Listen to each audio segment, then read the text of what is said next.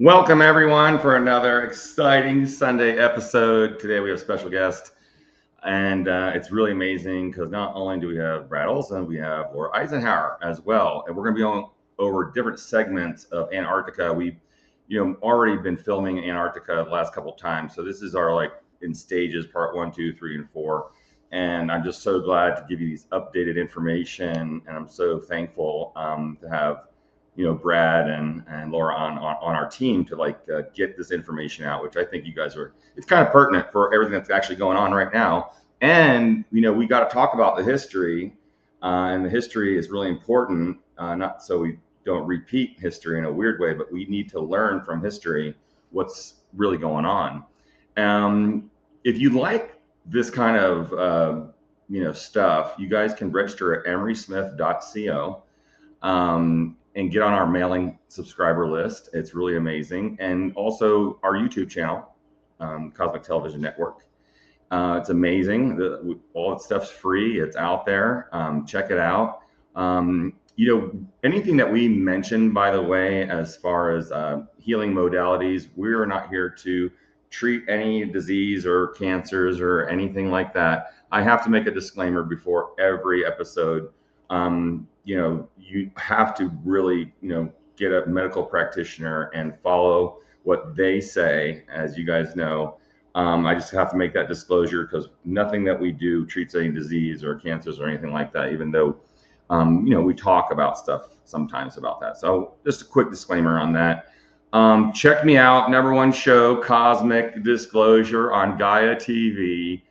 10 years here going on. I can't believe it. It's just so amazing. I took off the summer because I was filming for Discovery Channel, but I'm coming back. I got a whole nother setup here. I'm leaving here in a week to do a lot of filming up there and with Gaia TV. Please register on Gaia TV. I'll have Cameron put the link in the comment section here if you guys really want to dive deep and get caught up with my 29, 30 seasons. I think we're up to like episode 300. Oh my gosh, what are we doing here, world? It is beautiful time to be alive and beautiful to have you guys here. Thank you for all your support. Looks like we got, hey Karen, hey Caitlin, hey Michelle. Wow, I see a lot of familiar faces and some people I've not met before. Really want to thank the team here for putting this on. Cameron is just an amazing guy that he takes all the time out and does all this stuff to get Brad and myself and all these episodes that we do here on the weekends, and all the proceeds go to the people that are on the show. They all get a piece of that, and I just want to say thank you guys for supporting us, because it's not a lot, but it's something, and we really appreciate you. We love you, and we just want to tell you everything. It's 2 hours is really not enough. And, I was just talking to Brad earlier this morning about that. And it's like, there's always so many new things and so many new definitions, which we're going to get into some funny stuff that happened over Washington, D.C. And so with no further ado, Laura's going to be coming on here in a little bit, but Brad is here. Brad, welcome to the show. Thanks for having me back on. It's really always a great pleasure to speak with you and continue our series on the secrets of the unknown, the Antarctica Files. Operation High Jump is today. We're going into a deep dive in High Jump. That's right. Yeah. So in High Jump, mind you, this was Admiral Richard E. Byrd's 4th mission down to Antarctica. And he actually went back one more time with Operation Deep Freeze a couple years after High Jump. Yeah. And why that's interesting is because each one of the different expeditions he went on, the first 1, 2, and 3 were all privately funded. Operation High Jump was funded by the Navy with an unlimited budget. And while all the other expeditions, Admiral Byrd was the rock star. He was doing press releases. He was going on the radio, which was big back then before television. Yeah. And this one, he just gave a press release, and all he said was, this one is military in nature. But the cover story was they were going down there to test out their equipment for winter warfare. Okay, Right. why do you need 4,700 troops, 33 planes, and 14 ships, including us, and a submarine to practice winter warfare when they had just finished the Alcam road up to Alaska? They could have easily done Right. this kind of trading in Alaska or in Greenland or northern Canada, but they chose to go to Antarctica. And so Operation High Jump is one of the biggest mysteries of all time. I love this story. I've heard so many versions, and you are going to tell us the real one. So, well, that's why the subtitle of my new book, Secrets of Antarctica, The Untold History of the Ice Continent. It really is an untold history account about what all of this was all about. yeah. So, of course, during World War II, the Nazis were getting very, very close to not only detonating their own nuclear bomb, but they were also working on this high technology, these dish-shaped craft. Yeah. And as we talked about on the first episode, the Vril women were getting these downloads from Aldebaran, in which the great scientist Victor Schauberger said, this is actionable intelligence. We can bring this to the drafting board with all of our engineers, and we can build this stuff. Not only that, but they had acquired a disc from the Black Forest region, and then that was 1933 in Germany.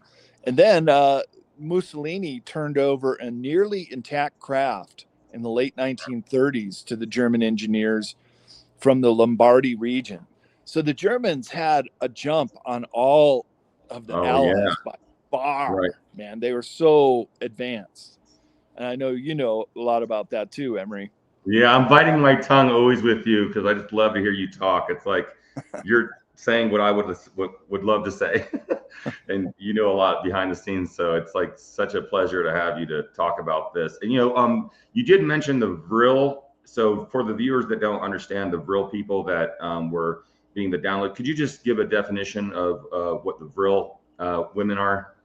So Vril had a number of different definitions to the Germans. One, it was like the prana energy of the universe. So it was Vril energy that these dish-shaped craft that they were designing could draw from.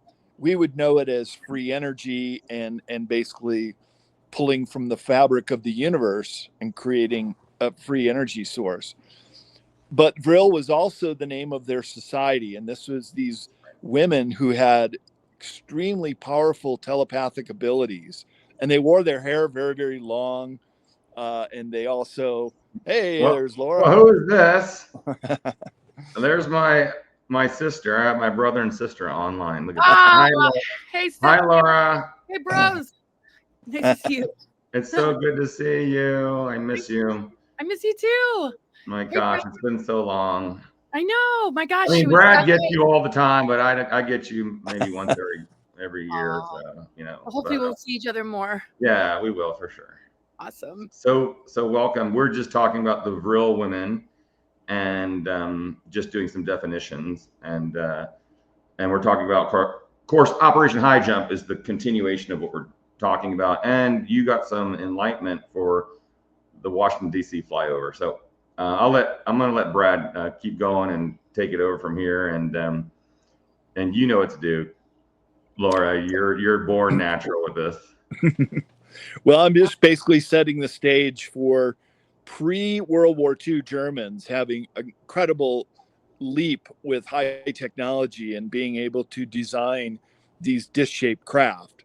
So around the middle of World War II, around 1943, especially after the Germans had been routed in the Battle of Stalingrad and then the big tank battle of Kursk in 1943, when the tides had turned And then Germany went on the defense. Then they started to have to retreat from Russia. And all the high command knew we're not going to win this war. So they had up to 2 years to start getting all of their top materiel and personnel out of Germany. And it went to these micronations in South America. We're going to talk about that. And also Antarctica. And so when Byrd goes down there, the Allies already knew after World War II that they had got out at least 2 UFO craft. And the Allies weren't sure, were these alien craft or these German craft? It was actually several more than 2, but they were focused on 2. So Admiral Byrd gets the commission to lead Operation High Jump. And now it's funded by the Navy with an unlimited budget. They're going after these 2 craft, and they basically, he says in a press conference that the Operation High Jump is military by nature. So it's a military operation. It's an invasion force they're basically putting together on 3 attack groups of ships. There's a central group that Admiral Byrd was part of and operated out of Little America area near the Bay of Whales, in the McMurdo Sound area. And the other 2 groups went to confront the Nazis.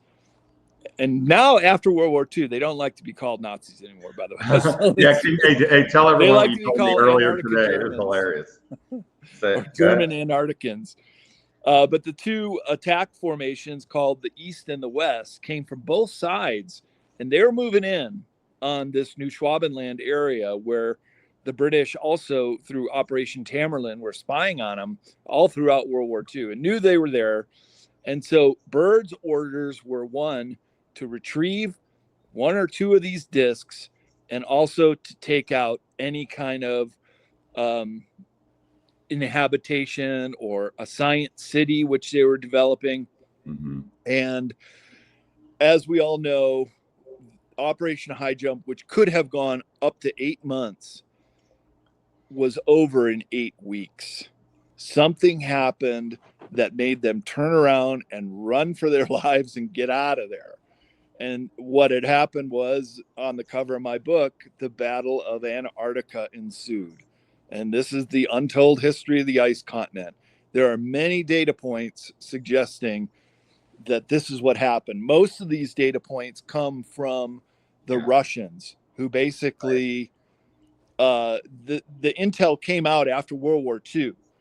You could show up in Moscow in the early 1990s when the Soviet Union collapsed, and show up with a suitcase of hard currency and then get all kind of this is basically a book review from Frank Kommer. He was my research assistant and got me all this information that came from a journalist named Nikolai Subotin, who basically was able to provide the military maps, which showed that the U-boats, the Nazis, had a way to go under the ice to these lands that Admiral Dolence called a Shangri-La, an impregnable fortress for the Fuhrer in 1943. So they were moving all this stuff down there. And then so High Jump comes around. Byrd puts together this expedition as soon as possible. The first Antarctica winter, when they could go, they head down there with this attack force. But before Byrd was confronted with these craft that came out of the water and out of the ice, he went on a flight, and it is in the official record of Operation High Jump. And he was only allowed to bring his radio man named Howie. And that's when they flew back to the South Pole, which Admiral Byrd had discovered as an aviator in 1929. So late 1946, they go back, they go down and explore this area that he describes in his diary, and comes back, and he's very shaken. So the last survivor of Operation High Jump, his name was Johnson. he gave an account of what happened. And he said, Byrd came back, he was shaken up. He wouldn't talk about it. He wouldn't even fill out the flight log for the rest of the trip. But as a military man, he was required to fulfill his duty to continue Operation High Jump, which was to attempt to get one of these craft.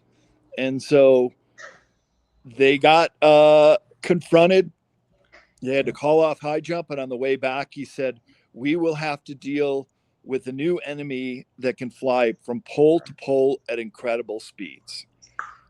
And so that is what confronted the Pentagon and Washington, D.C. in July 1952, the very infamous flyover.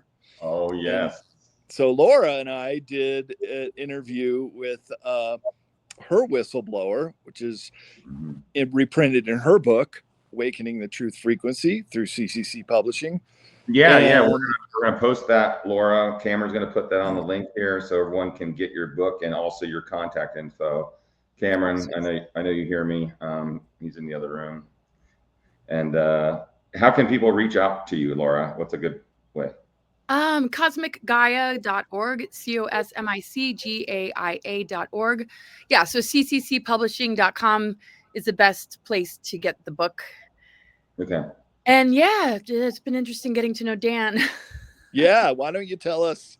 Oh, you got it. Come on, I'm all ears. Laura, I'm biting at the bit here. Please entertain me. I love it. I love it. Well, I guess I'll start right where, 1952. I mean, this is post paperclip, post freaking Admiral Byrd, and Eisenhower was pulled into the aftermath of High Jump, the collapse of the Nazi government, but the survival of their scientists and occult groups and advanced tech projects, and this massive infiltration. The war didn't end, as we know. It just changed form. And now we're dealing with, the war on consciousness, MK Ultra, the early 3-letter organizations, black budget projects, Antarctica operations, and AI assimilation. So this unconditional surrender agreement took place because all attempts to actually truly take them out was not successful. So what Dan has shared with me is that in 1952, July 19th, 1952, 36 Warp 1 Nazi craft hovered for 6 hours over the Capitol. 600 troops made all of Congress sign ceasefire agreements. 600 Nazi troops were beamed down into the Capitol from 36 of their Warp 1 capable spaceships, armed to the teeth, and they took all of Congress by force of arms that day. Harry S. Truman was the president who actually surrendered the United States to the Nazis on July 19th.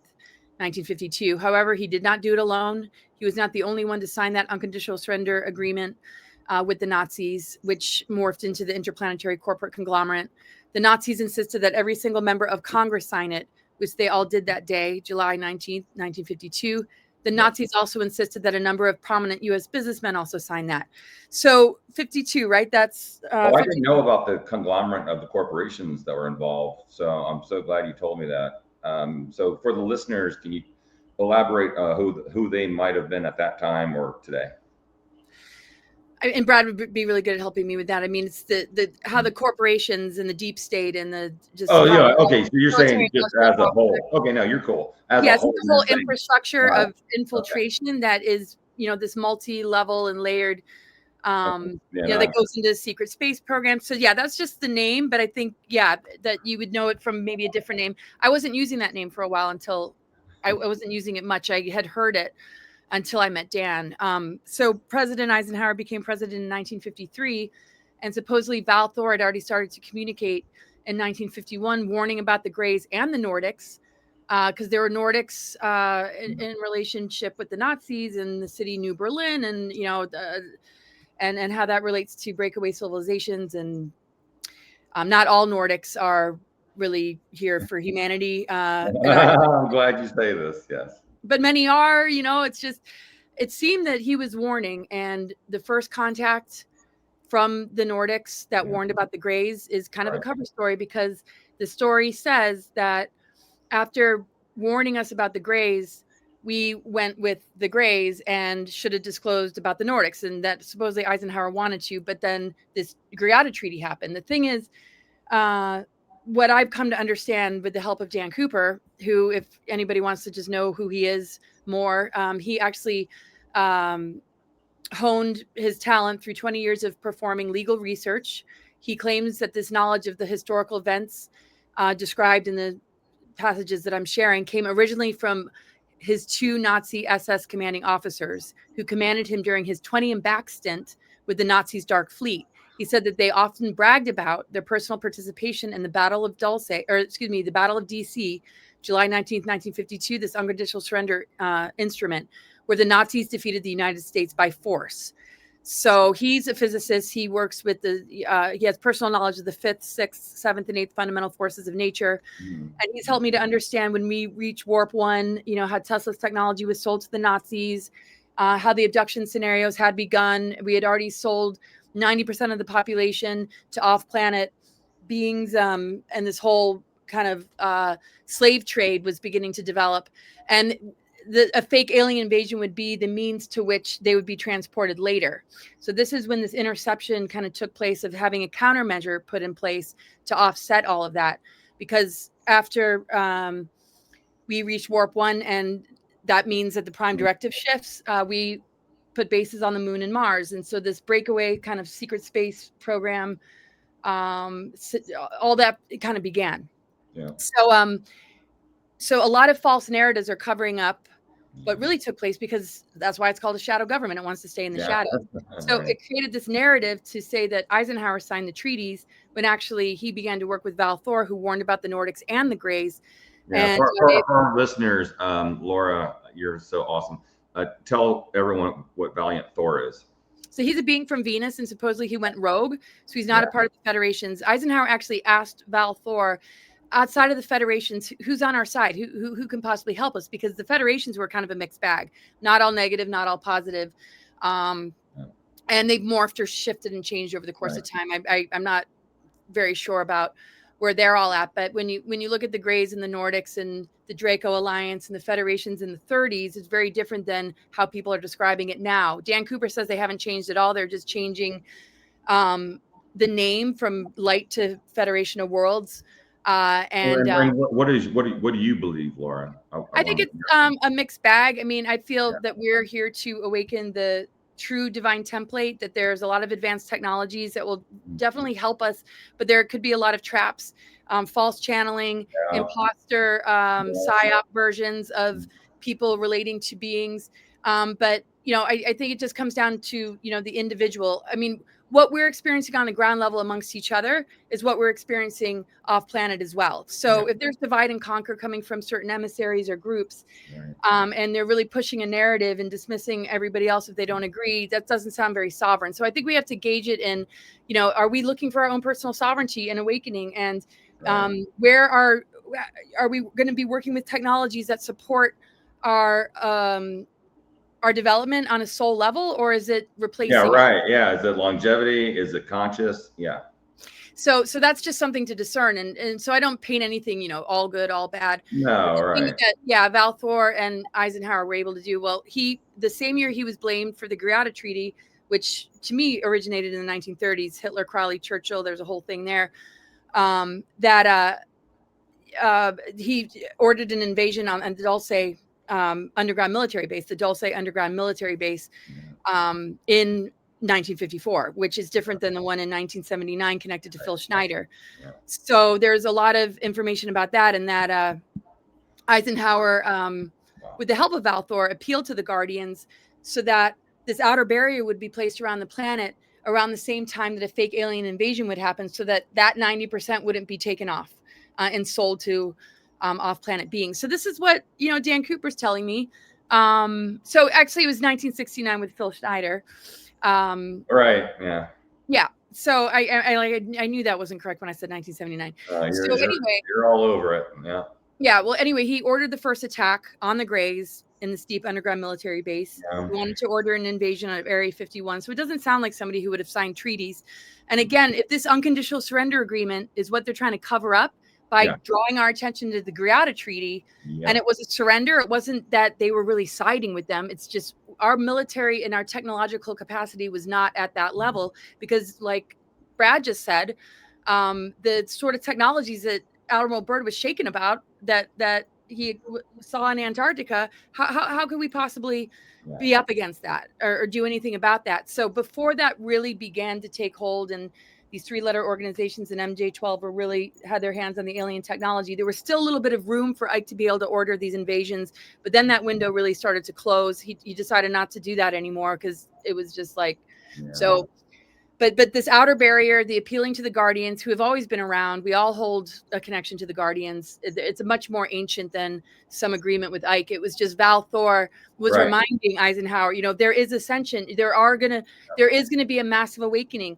He was even briefed that a descendant would be born that would help bring about the truth, along with all her friends, and it's going to be all of us, and that there's a migration of souls that have come in, each with our own mission, tasked with overthrowing the deep state. So he felt a lot better about that, but they intercepted that information. That's why I was recruited to go off planet to steer me off course, and that's why a lot of us are targeted.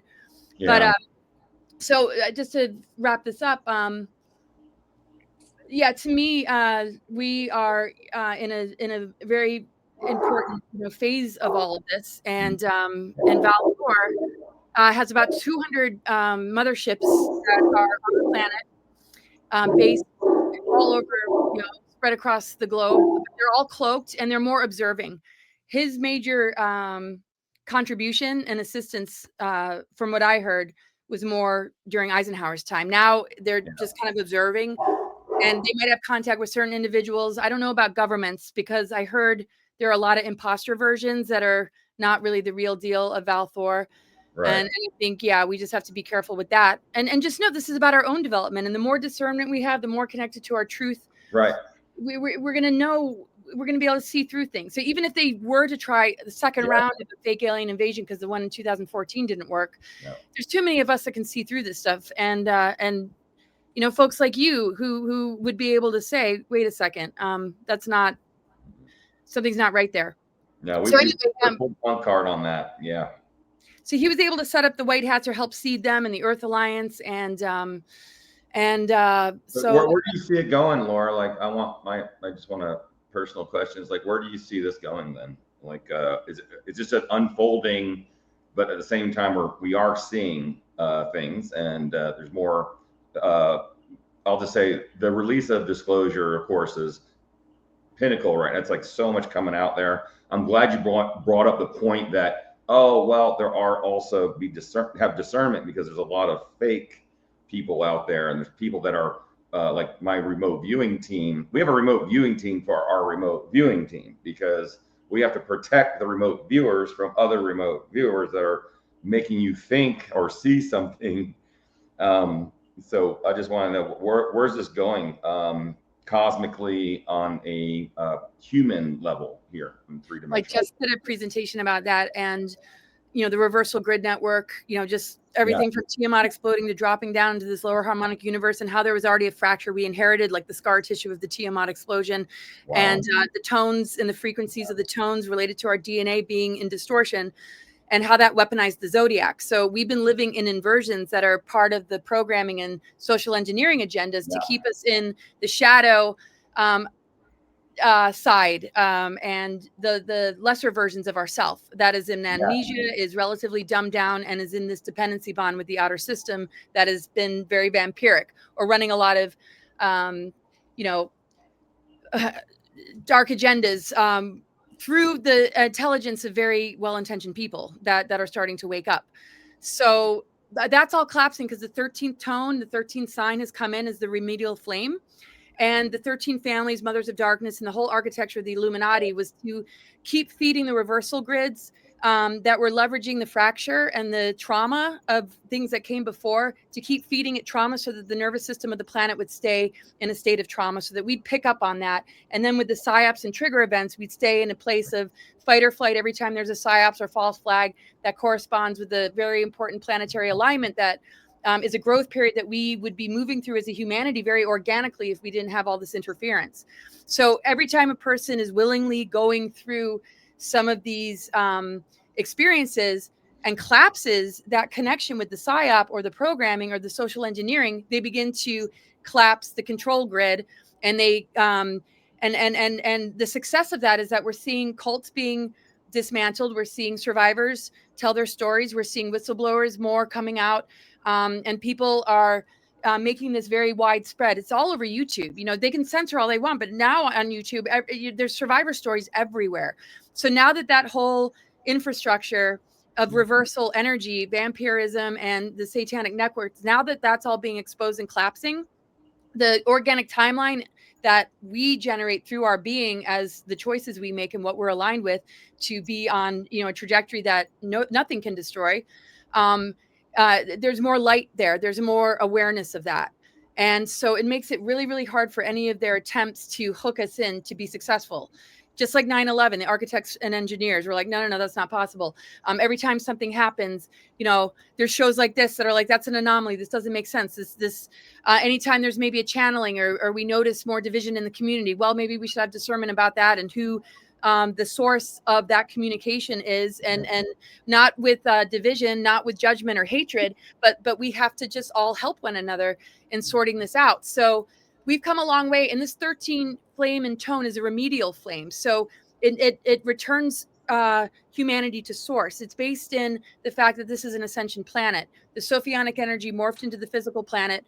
The 13 was a tone that sat outside, but now has come in because the 13th remedial flame comes in when a system has become so inverted and so corrupted that literally humanity is going to be enslaved and never really find a way back. And so this planet is seeded with the return ascension seeding that we all carry codes of. The remedial flame and the restoration codes are activating in us.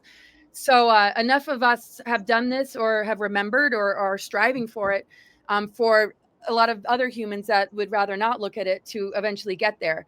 But usually they have to face some kind of crisis, some sort of event that shakes them to the core to be able to look at reality from a different lens, or have it hit so close to home that they can't be in denial anymore. And they don't want to be in a dependency bond with something that's making them sicker, making them more disconnected, making them more fractured from having healthy family, healthy relationships, their health declining, right? So this frequency is an override frequency and can dismantle the bioweapons and alchemize all the assaults that we've ever endured.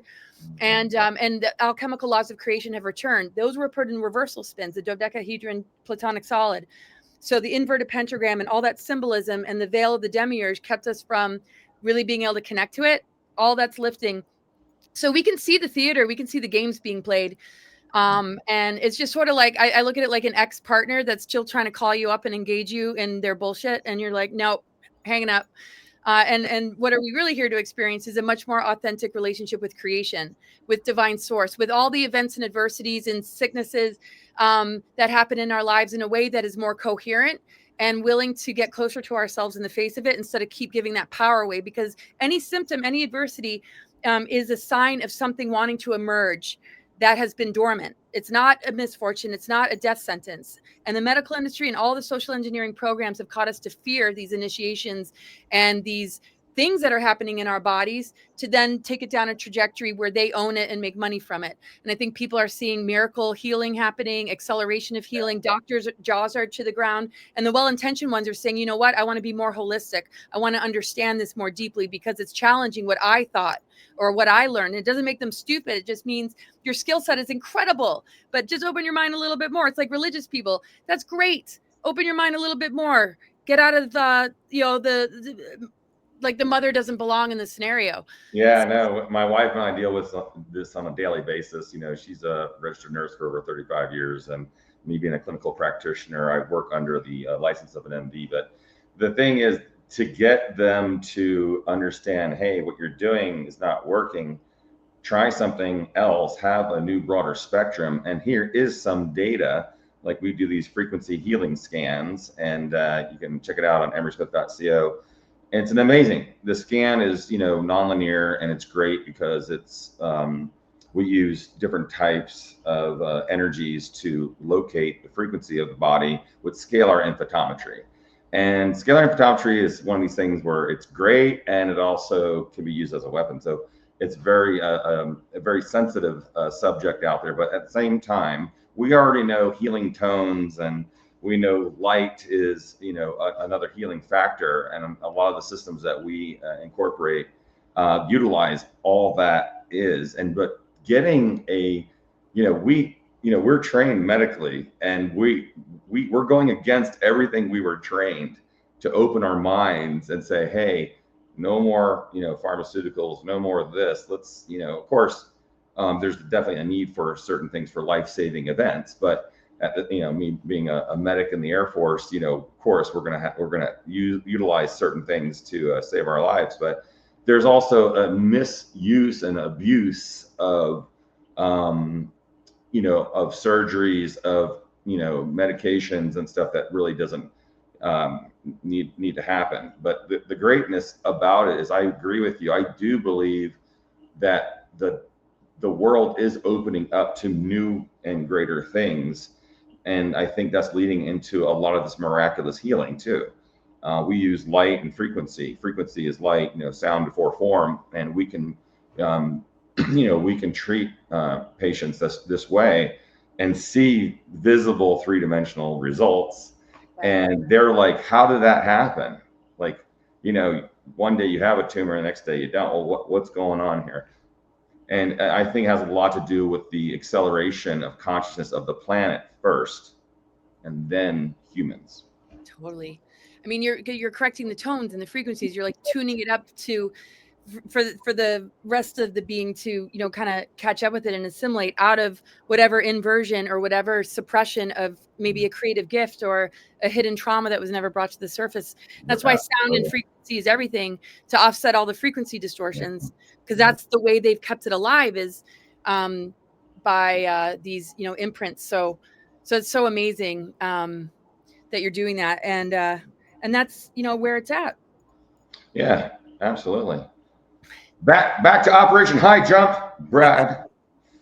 Well, then, just to add what Laura said, I have the headlines of the newspapers in 1952. It wasn't just one flyover. I think the very first flyover was to show that the Pentagon didn't have any kind of. Well, yeah, that was my question. Why was it happening? And Laura was talking about, and I kind of know the answer, but I want for the viewers to understand that it was a show of, hey, we can do this, but we're going to exchange some technology here and just leave us alone, kind of thing. Could you elaborate on that? Yeah, because they came 4 days later, and I have the newspaper headline that says, they asked the Pentagon, why didn't you chase them? Why didn't you try to shoot them down this time? And they said, we couldn't. We didn't even bother. We didn't even get around to it because they weren't hurting anybody. And they the newspaper article even says, so they knew they were coming back. And that's when they signed the armistice that, one, they wouldn't attack New Schwabenland again. They wouldn't try anything like another high jump. That was the whole point of this, to get them to capitulate. And basically Truman chickened out. I mean, he basically said, we thought we won World War II, but we didn't. And then with Project Paperclip, you have all these scientists, but also people that got into government, as well as the psychiatrists that brought over the MK Ultra mind control experiments. And this is where America started losing its way. This is how we started going down this long path.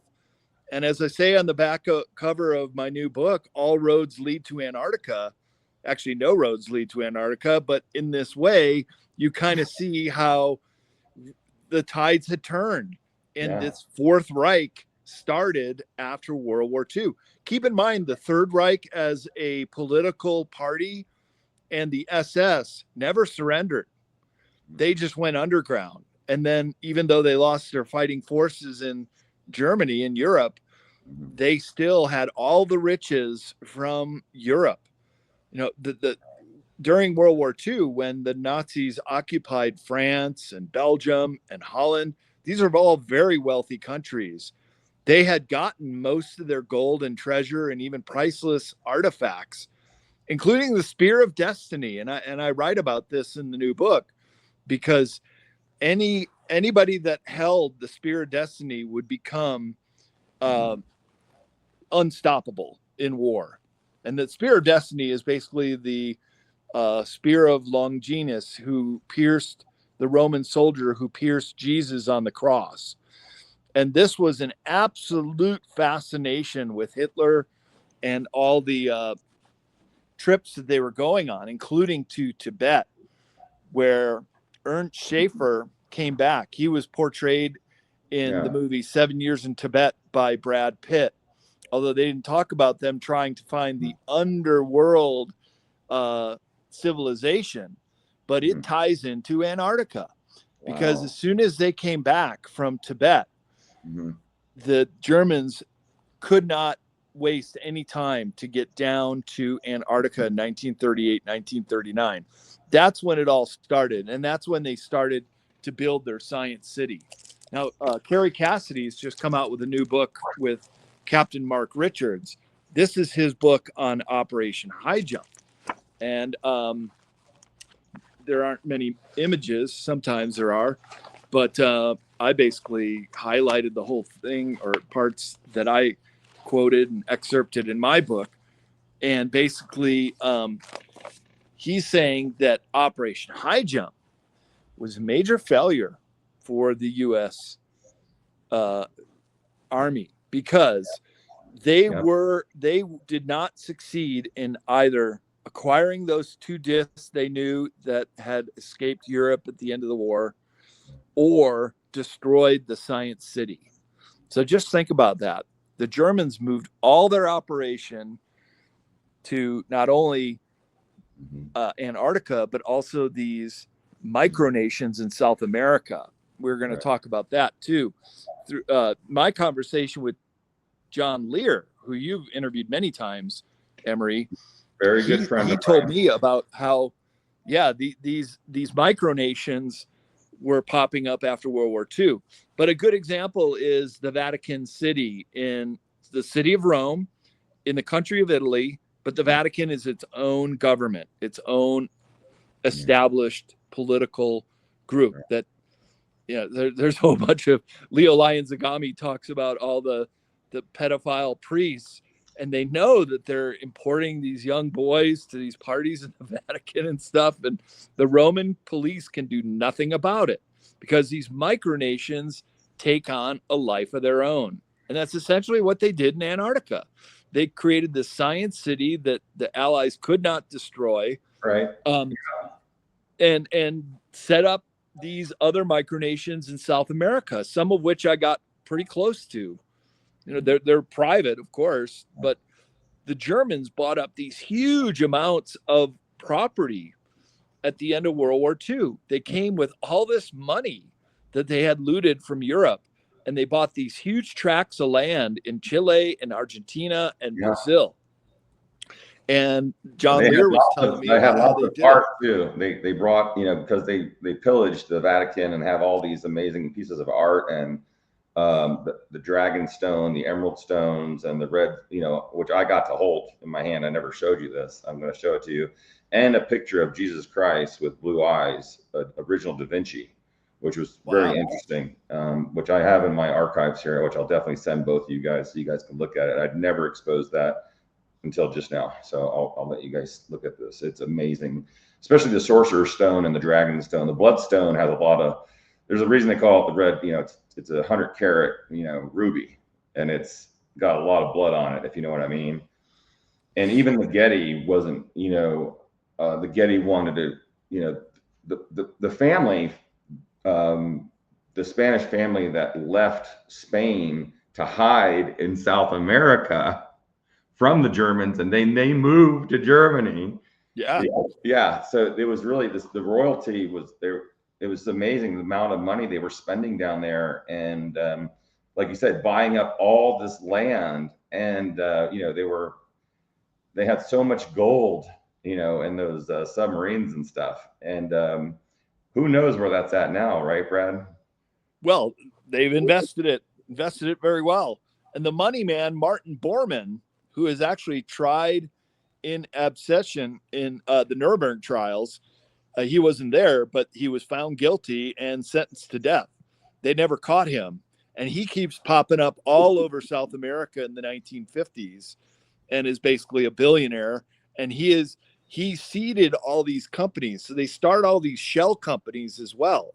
This is all part of the Fourth Reich creation post-World War II. And with that, all these metric tons of gold that went missing from Europe at the end of the war. Is that Martin Bormann? There he is. That's me holding the Da Vinci of Jesus Christ. Oh, wow. Yeah. Amazing. Yeah. And I got to send you all this stuff because I want it to be shared now that it's, we got to get a lot of this information out. It's really important. And I'm going to show you keep going. I'm going to try to find the ruby because that is phenomenal. Well, I want Laura to jump in too, because a lot of this had to do with the paperclip Nazis who then assimilated into 100 carats. Wow. That's in the hand right here. Yeah. Wow. Yeah. That's amazing. So when I was down there in South America, going before and after my trip to Antarctica 7 years ago, there was a big story that a huge cache of artifacts were recovered from Nazi Germany. A lot of sympathizers still down there. There was a joke that in Argentina and Chile, they only have 1% of their indigenous population that's left. So they're going through kind of a existential crisis, thinking, "Wow, really? Who are we?" 1%? And they're tall white people. Hey, I'm a tall guy, so are you, Emery. Yeah. They're like our size, most Argentinians and Chileans, because there are no indigenous people like Peru and Bolivia. And so the joke was, well, if we're not indigenous and we're mostly immigrants from Europe, mostly Southern European immigrants from Greece and Spain, and also, there's Martin Bormann, he's German. The joke was, well, who are we as Argentinians? Well, we're Spaniards, or we're Italians who speak Spanish, but we wish we were as rich as the Germans. And that's what Martin Bormann did, is he created a lot of jobs and opportunity. And the wealthiest places that I went to in Argentina, like Bariloche and La Falda, there are these German enclaves. And I've been to Germany a bunch of times. Yeah. It was like you're walking into a German Bavarian village, especially Bariloche, where Bormann and Hitler were living in the Anelco house. And that's one of these micronations, these gated communities on steroids, where they could basically continue their operations. And it's still to this day is what you're telling me. Still to this day. The Fourth Reich is in existence.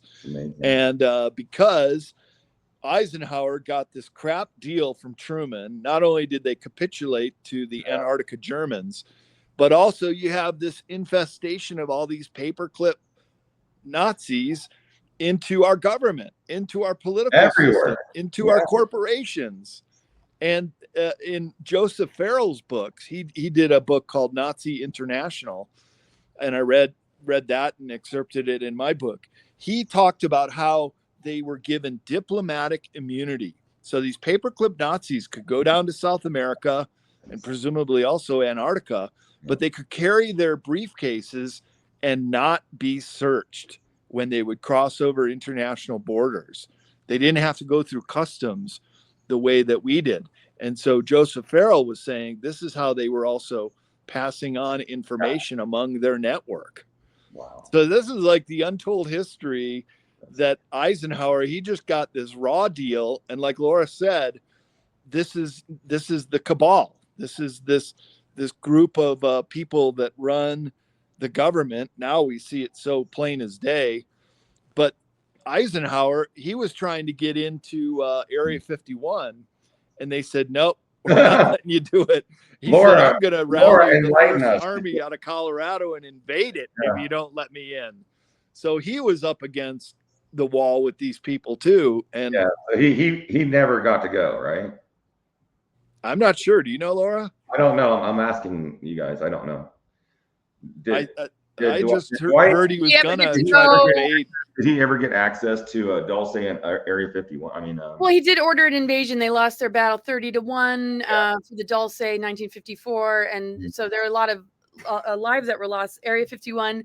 He ordered the First Army. They didn't get very far, and it didn't even result in an invasion. It was an attempted invasion, from what I've heard. Anonymous, talks about that, and Richard Dolan interviewed him on his deathbed, and I can I can remember a little bit more about that conversation. I was actually going to be a part of that interview. Oh, really? Wow. Yeah, and he was on his deathbed, so it was. I mean, he had lost complete and total control, and MJ-12 and just everything else was really running the show, and all he could really do was set up a counterforce. So he had to set up the countermeasures, knowing enough to, begin to set something up that he could only do covertly. Because if you didn't go along with the unconditional surrender instrument, I mean, you would be taken out, and we saw how many people were taken out during that time. So that's why. He worked covertly. So ordering that invasion, he still had some military command as a president at that time. And that just began to close down. And by the time he wanted to invade Area 51, he was denied complete and total access. And they said that this is on a need to know basis, 30 levels of top secret above the president. That's the shadow government. And the shadow government, and paperclip, they've been leveraging, so much. And they inverted the vril. The Nazis inverted the life of the mother. Yeah. So, and after the U.S. Infiltration, and deep state pretty much took over the U.S. That's all the MK programs. And what year are you saying that happened? With it? Well, 1947 with the paperclip. And when did Dwight meet at White Sands with for the viewers that are going to be seeing this? Can you elaborate on any of the meetings? That they had? White Sands. Well, the Garada Treaty or any Air Force Base meetings, if he was there, he did not sign anything. He didn't have the ability to, because the unconditional surrender instrument gave that power and authority to MJ-12. So the president was completely kept out. That's why Val Thor came in, because he was rogue. As far as, any other meetings, I do feel for certain almost that some whistleblowers and some of the narratives being steered are engineered and not completely legit. I don't want to say that, though, because Gerald Light and some of these testimonies, seemed plausible. No, I hear you. I understand. But how is he signing a Greada Treaty at a date right around this invasion of Dulce to try and take out the Greys, and it wasn't up to the president, because the shadow government had already infiltrated. The unconditional surrender instrument made it so that that the president really didn't have any power. So he briefed Kennedy. Kennedy wanted to expose a lot, and we saw what happened there. So I can't confirm any meetings, Yeah, okay, that's great. Yeah. It's a question that I get asked a lot, and I'm not in that position to. The thing is that these narratives are viral, and to counteract these narratives being steered. There was a time when I was presenting information where I was open to that being a possibility. I was never closed off just because I'm trying to protect the family name. It has nothing to do with that. I was sharing, this could have happened. This is what I'm hearing. Even in my book, I said, this is what these folks said, and this is what Dan's saying, just for the reader to kind of discern, because I don't want to be biased. I don't want to just be, oh, this is it, forget about that. But it all lines up and makes a whole lot of sense when I look at it, because of what began in the 1930s that originated long before, and the timeline of events and the chronology of all this stuff, and especially 1952, that was before he was president.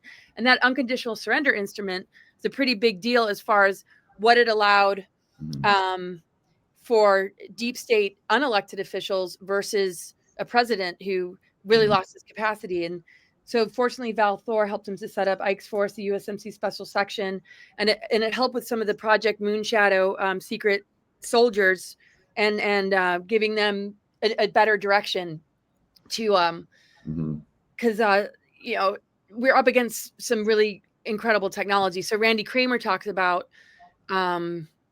this and his involvement. He was a part of Ike's force, and they trained him to be like a super soldier, but in a very different way you would train like a deep state dark fleet person to be a super soldier in order to be able to meet them at their capacity, or else how do you take them out? Yeah, right. Oh, I get it. But they didn't use trauma. They intensified certain things without the trauma, is what Randy says. I don't know. So yeah, no, I've had very in-depth conversations off camera with him. It's pretty intense. But I also agree with you about the disinformation, and also, you know, the agenda. It can shift. You know, you can have thoughts and change the whole paradigm of, you know, anything. Us just talking about it right now, so, which is amazing that you guys are, you know, putting yourself forward here, because I know you guys both have been under severe attacks, and it's part of why what we do, and I'm just saying, it's an honor to have you guys here and doing this stuff. Now, I'll jump back into Operation High Jump, Brad, because however you guys want to roll with it, because we got to tell the viewers, you know, what was the end result, and how, and where is it at, you know, today in your book and stuff, because people are asking, you know, how you want to continue that real quick, and then Laura can definitely jump in whenever she wants. Sure. Well, just to go back to Admiral Byrd and his 5 expeditions to Antarctica. So the first one was in 1929, and he was the very first pilot to fly over the South Pole. And at that time, he spotted the giant hole in the ice. He knew about it, and they all knew about it. And this was basically a trip that was funded by his benefactors. In fact, Edsel Ford, the son of Ford Motor Company founder Henry Ford, he donated the plane that they flew in. And then CBS radio, they were doing weekly accounts of the trip. And then after that trip, he comes back, he gets another ticker tape parade. And then also, Byrd was a great aviator, a pilot. So he did make the first attempt at the North Pole, but they think he came back short. He wasn't actually the one who got there first by a plane. And then he also flew across the Atlantic like Lindbergh, and he was one of the first to solo fly. So he's just an amazing guy. I've got a whole chapter. Have either of you had contact with anyone from Byrd's family? I have someone who reached out, and his niece, who's 87 years old, wants to talk. And do you guys know? Get us on. Do you guys know any? A lot of questions. Do you guys have any connections with the Byrd family lineage? No, I don't. I wish I did. I mean, this is going to be groundbreaking, but so get this. So his son, who is Richard Byrd III, he was also accompanying his father at Operation High Jump. What? Yep. His son was there. You're kidding. No, I'm not kidding. And get this. So Admiral Byrd does Operation High Jump. They came back. We talked about that. And he's basically put in quarantine. He's got a gag order for the rest of his life. But he's then recruited to go down one more time for Operation Deep Freeze. And that's a whole other ballgame right there. And get this. So this is after the flyover. And Captain Mark Richards in this book talks about how the Antarctica Germans, to basically call off, they didn't want any more fighting. They basically donated a craft that landed so on the whole thing. Yeah. So they gave America what we wanted so bad.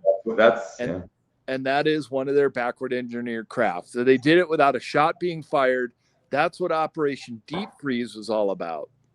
But that So was the an number of exchange. birds. But Brad, tell the listeners why did we acquire that for what? Well, okay, so just a little timeline. So you got Operation High Jump 46, 47. Mm-hmm. We get our ass handed to us. Those were actually, you could say, the last shots fired in World War II. And keep talking. I'm going to go grab a map. I got to show you guys. Keep going. Sure. Yep. And so then you got the flyover in July 52. So we capitulate to the Antarctica Germans, this Fourth Reich that's being formed. And then you've got Operation Deep Freeze a couple years later, when they basically made an agreement, said, okay, we can't tell the world that you exist, but we know you're here. And Johnson, who is one of the ensigns on Operation High Jump, he talks about how they landed on the ice and they found these cracks in the ice that were emitting hot air. So when it reacted with the cold air above, it turned into steam. But Johnson said he could hear the slight hum of machinery. So they knew that the Science City was below the ice. And so Operation Deep Freeze was to get a German craft. They said, we'll give you one. Just no more war. Don't do anything. And they did, but it wasn't quite what they wanted, because then a couple years later, there's Operation Argus in 1958. And this is also top secret, like Operation High Jump, that the U.S. goes down there with nuclear bombs and they start ostensibly testing the stratosphere with nuclear weapons. And this is Alternative 1, Laura, and you talk about Alternative 2 and 3, and even Operation 4, which I like. But here's Operation Deep Freeze. This is Byrd's final trip down there. And then shortly thereafter, he goes on the Longines Watch interview, and he says that young people can go down to Antarctica and go beyond the pole. Well, what's beyond the pole? There's never supposed to be anything beyond the pole. You can see here on this map that it is just the big polar plateau. But he says, and he would often say that I saw the land beyond the pole. Says, what are you talking about? If you know the geography of Antarctica, it's just the polar plateau. It's hundreds of miles in all directions, just this big sheet of ice. But then there's this hole in the ice. So he went down there. He saw it. That's the land beyond the pole. He comes back successfully with the donated UFO craft. This is what we think happened at Operation Deep Freeze. But then they weren't quite happy. So there was some dispute over whether they were giving them all the high technology. And I write about this in the book, that the Pentagon's actually still quite upset with losing in Operation High Jump, with not getting the kind of technology they really wanted to get. And so they were still, some of the higher brass at the Pentagon still wanted to confront them. And then Operation Argus was them trying to nuke the Science City. I don't think it was successful. I would like to go down there and go to New Schwabenland with some Geiger counters, and maybe if we can detect that there was radiation from Argus, that there was still this ongoing hostility with the Antarctica Germans. But just to finish the Byrd story, he then does this Longines Watch interview, that real famous one. He's sitting there, it's in black and white with these two guys. And he says, for the young, intrepid explorers to go beyond the poles, that's where the real adventure lies. He's dead within a year after that. And he was in incredible physical shape. He could do pull-ups one arm in his 40s. And so at 68, he dies of a heart attack in his bed, aka heart attack gun. I think that's how they got him, because he said in the Longines article, he broke his non-disclosure agreement and started talking again. And so this then goes to his son. So his son, who is with him at high jump, he's taking the train from Boston to Washington, D.C. It's not very far. And he's going to speak in 1988 at a National Geographic big talk about Antarctica. And his son goes missing off the train, doesn't make it. Was going to give the keynote speak in DC. A month later, he turns up dead in a Baltimore warehouse wearing a different set of clothes, one shoe, and he dies at the age of 68, the same age as his father, Admiral Byrd, Richard E. Byrd II. And so they think that they were interrogating him, smacking him around a bit. He showed bruising and stuff. And his son then also goes missing and dies. So what they're both doing is protecting the core secret. And that is the Antarcticans, Germans, had created a science city that went unopposed. So Operation High Jump was meant to take out the science city. This is New Berlin. This is the big colony where literally thousands of Germans at the end of the war went down there and lived there. And I've got letters in my book from Carl Unger, who says there's a one-way journey. We're going down here to live, as well as over 100 U-boats that were never accounted for after the war. So much evidence, so many data points that the Antarctica Germans continued their operation, that they had some kind of base that they were able to start working out of in 1938, 1939 during the Schwabenland expedition. And some people think it was a donated base by the reptilians, so that they had allied with the reptoids in World War II, and were given this base, as well as a base on the dark side of the moon. So when the first astronauts go around the dark side of the moon, you could pick up their conversation on ham radio. Right. And they were talking about it. And every time they mentioned Santa Claus, that was something extraterrestrial. But they had seen a base in the shape of a swastika. So if history were truly to be told accurately, it was the Germans that were the first to the moon by several decades before we did in 1969, and as well as in Mars. They acquired extraterrestrial contact before us, right? Right. And so Laura can speak about her recruitment to go to Mars. Why did the extraterrestrials pick that lineage?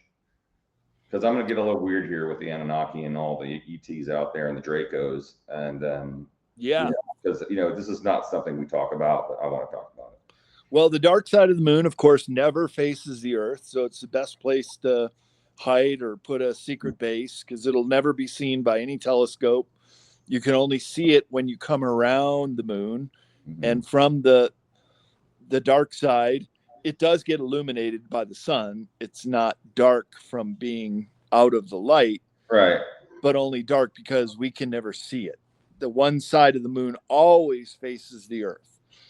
And so they too were given a defunct reptilian base, and the Germans took it and built it out and created some more outbuildings in the shape of a swastika.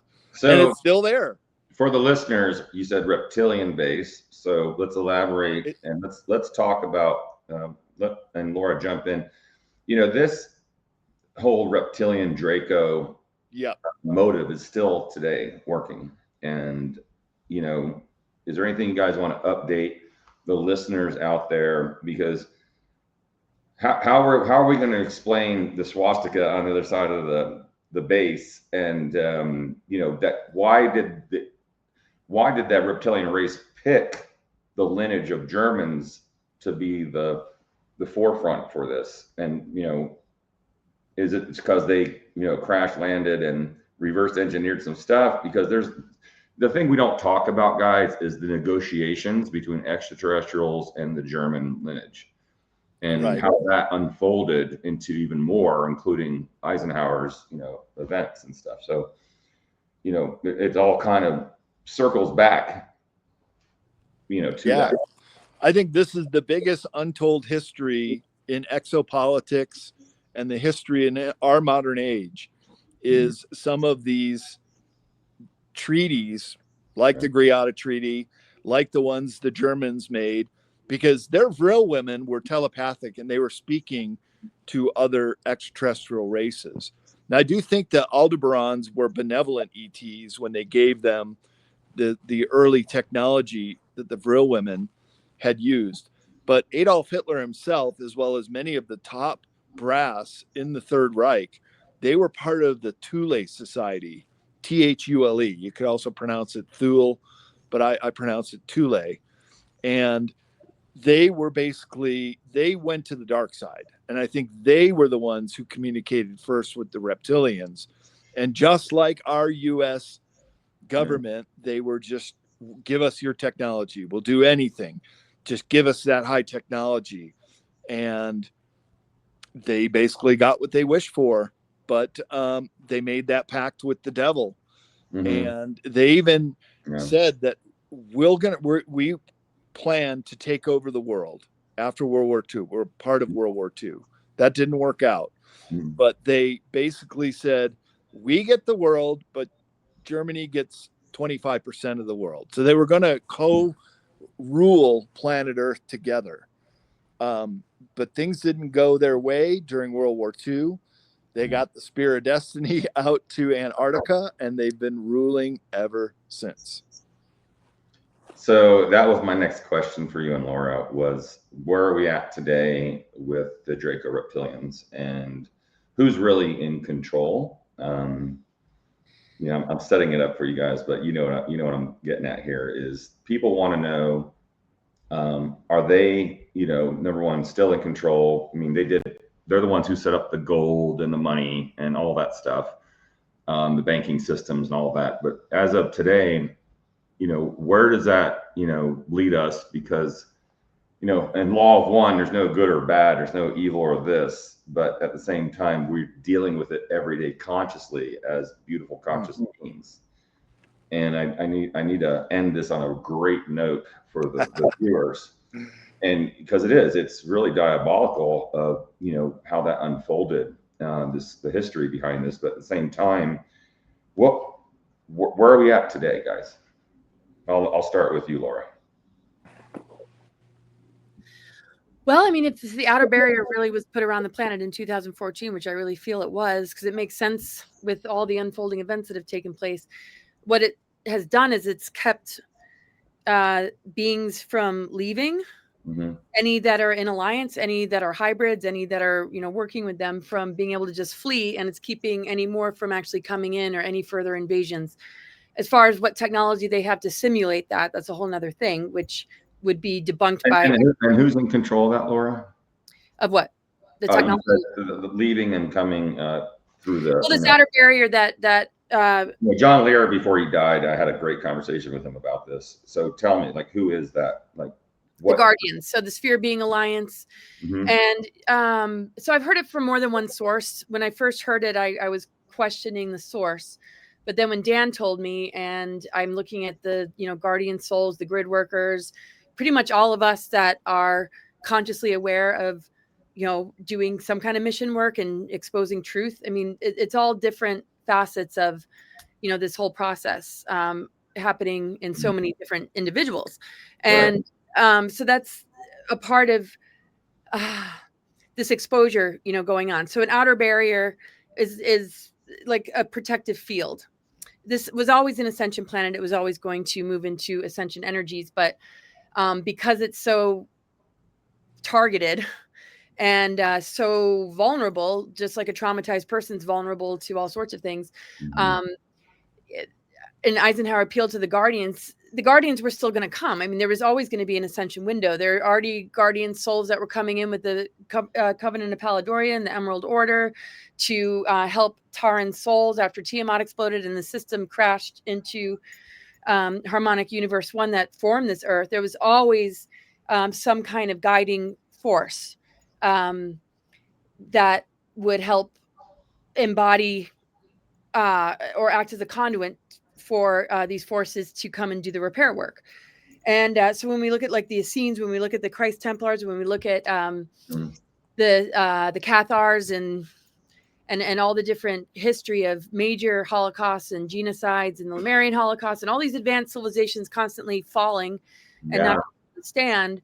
Well, how can we possibly reclaim that without the same thing happening all over again? So because this is such a critical window after this 26,000 year cycle, I think there just had to be somebody in a government position to be able to just invite it into the darkest of inversion, even though it was already coming, in order for it to begin to move through things like his final speech, to be encrypted in certain messages and in Kennedy's story, and in where this still survives in whistleblowers, in truth tellers, in researchers, and people that are recovering hidden documents and exposing maybe the false narratives in the forged paperwork that is being cast on us at this time. So this outer barrier, if none can leave and no more can come in, then they're cornered. So I heard that a lot are seeking amnesty. A lot are, maybe not what we see, CGI and all these other cover presentations of these individuals, while they might be being handled by white hats or positive military forces or tribunals. I don't have the exact picture on that. I think, you would know better than me. And I know with the remote viewing, you're discerning all of that. But I feel what's in control is the most important thing, which is this planet, because we are so connected. Our DNA is connected to the planetary grids. Our awakening is a part of the Earth body reconnecting to its own higher self, because the lower world, the demiurge, the distortions are all part of the fragmented mother and the dark mother reversals, the mothers of darkness, this whole Illuminati infrastructure that has been harvesting and siphoning our creative imagination, using us to battery up artificial timelines that we are battling, thinking that, or we're just thinking, oh, is that what's going to happen to us, without realizing we can change the script. We're collapsing it. Because the Earth's trajectory is in a good place as far as the grids being repaired and it being in this, powerful window, and the outer barrier keeping it from this vulnerable time where more attack could happen or that fake alien invasion could have been disastrous. All their psyops and false flags are greatly weakened, and their ability to really get away with ritual abuse is backfiring big time. Because they used to be able to do it in the shadows. Nobody really knew. It was like right under our feet, under hospitals, in our communities, police officers and people of society being involved. And because the grids have shifted, they can't infect it with the trauma that they wanted to feed it, because it's backlashing on them. And it's also victims coming forward and people telling their stories that, I heard that even when they attempt to do these kind of dark rituals, they're getting really sick, or like it's just not working and it's not happening. So you're getting a lot of individuals that are admitting that they've been blackmailed, that they've been drugged, that they're doing things against their will that deserve our understanding, because, we're talking, this is a major hijacking and capturing of very advanced souls, divine innocence, children from a very young age. And so I think what's in control is our maturing and spiritual heart that is able to handle this with a sense of understanding, so that we can bring those souls back home again, so that the ones that are the perpetrators that do not care to change are left standing. And then, and because they can't leave and because no more can come in, then we'll see, the core group that is wanting to keep this alive, and we can begin to assist victims and survivors without them feeling like, oh, we're going to be like hated and they're going to want to put us to death, when many of them, they've been in this for so long, and they were abused and they were traumatized, and they need our compassion and understanding. So I feel that that's a huge part of it too. And I feel what's in control is the planet, is the mother reclaiming her body, and is the awakening of humans to begin to wrap their head around what's taken place in our human history, the level of criminal activity that's taken place within all pillars of society that have been infiltrated, and that all those swamps are being drained, so that we can pull as many out of that muck to begin to heal and rehabilitate and work with the kind of healing technologies that you have, and the sort of things that will address and treat things like SRA abuse, MK Ultra, pedophilia, survive, and maybe turning some of these criminal minds back to source, because if they can mind control somebody to become an assassin, maybe they can reverse it and bring them back to a healthier physical and brain chemistry because they altered it. No, right. No, I agree with that 100%.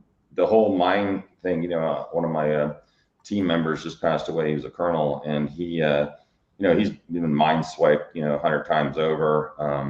And I was a part of a program too where there was a lot of that going on, and it didn't work on me so well.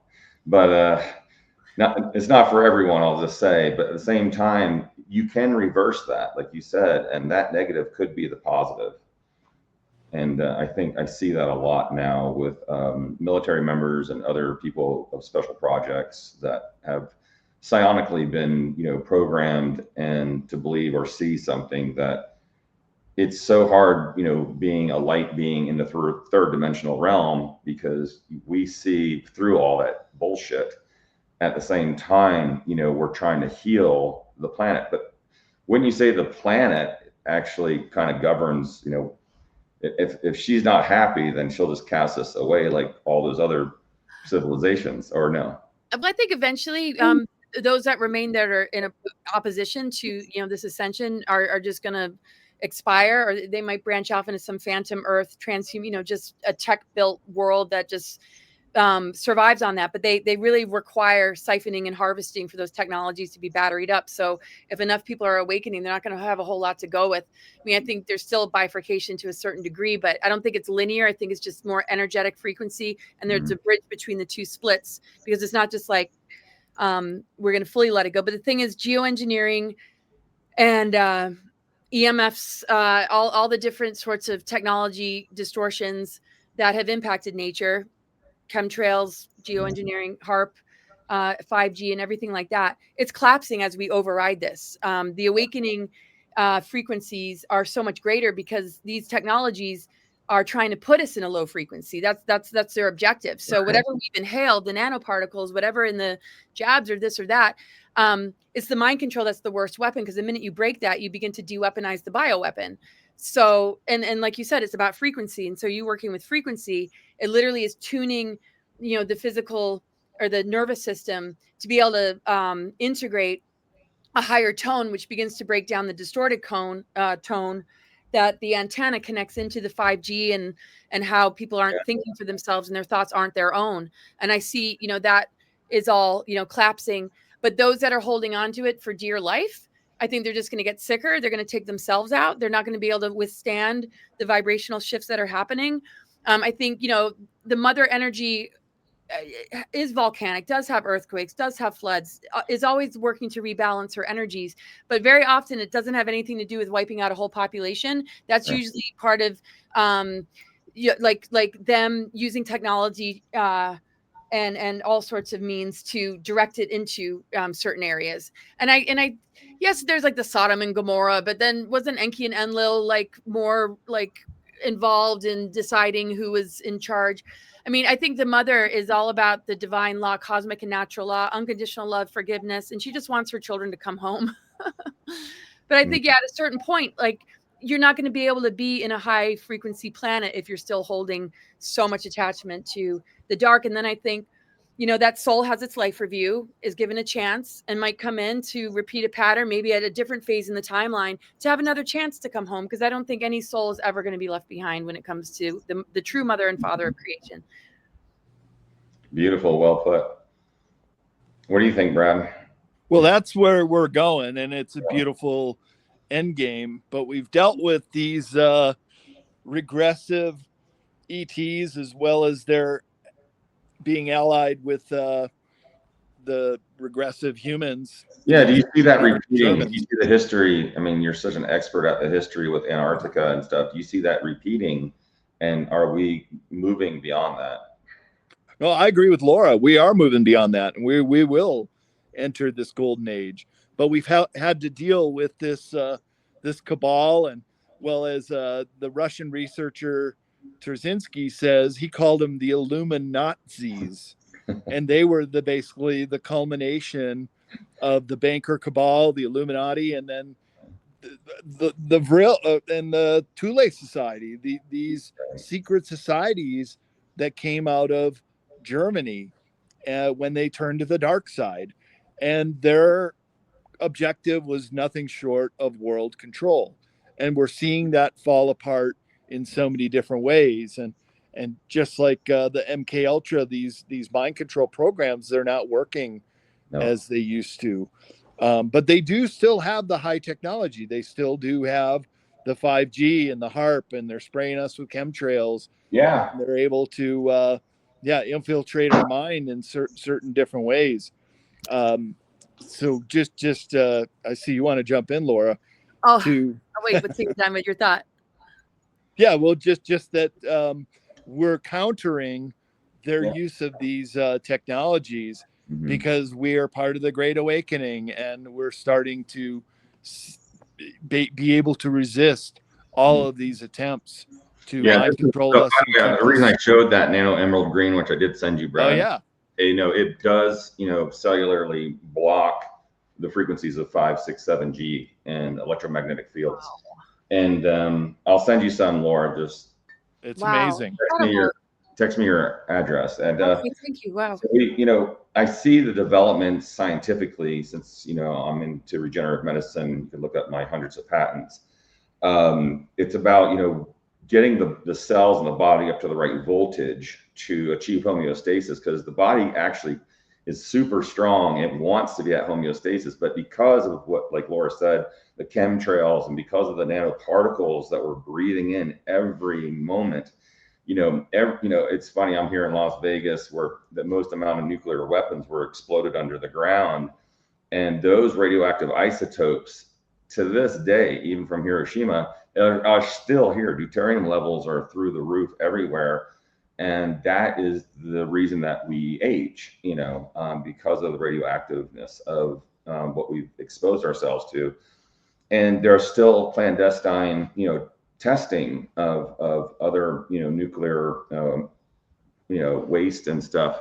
Like, there's a huge depot of nuclear waste, on the right there on the San Andreas Fault in LA, that it's already past its 50-year mark. And if that ever, when it does happen, the earthquake, it's going to happen, that is going to be Fukushima on steroids here. And we have the ability scientifically to clean all of this up. And I don't know if you heard anything, Laura, that I understand that things have to be released on a certain time level, even though we will all want it right now. And that's why, I think the ETs, people are always asking, why can't they just give us everything? And they relayed to me that, not only were they once us, so we have to fall on our face a little bit, in order to get to that conscious level.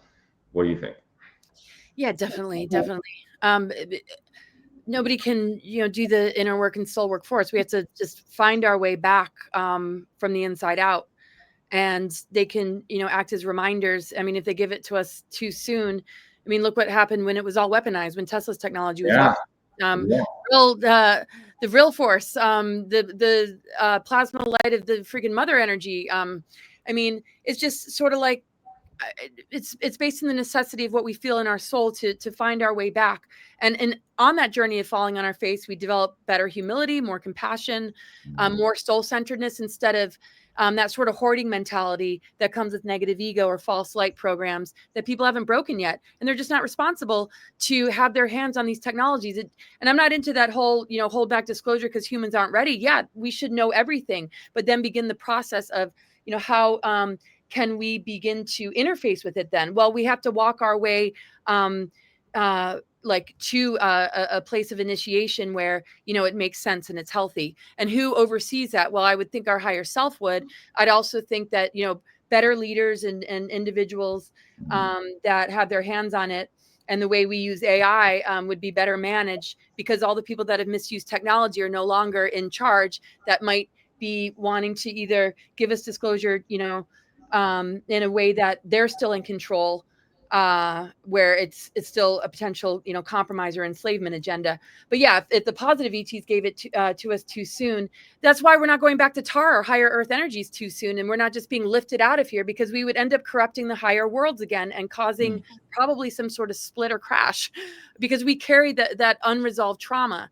And whether we were the reason for it or whether we're the victim of it, it doesn't matter. We have to walk our way back through understanding and reclaiming galactic history to understand the truth of who we are and where we came from, because it's all been cut off. It's not being, shown to us. Right. And there's something else I was going to say, but I can't remember. Oh, it's just like the Greys too. They used to be like human form, and because of overuse of technology without soul development, they ended up losing their humanness or their reproductive capacity. Not all Greys, right? Yeah, so, you're right. I mean, their DNA, they modified it so much that there's only a few emotions they have left, and that's why they kind of hang out at the end of your bed at night and kind of watch you, because they're trying to like say, "Wow, I would like to dream like that," And it's really a funny thing for me and my team, because we're visited all the time, but it's like they admire that because they have weaned their DNA off of emotion. I mean, there's only a couple more emotions they kept in their genetics. And it's really weird and frightening, because why would I just can't see myself, or, I wouldn't want to be in that body, but they had to make a change in order to survive.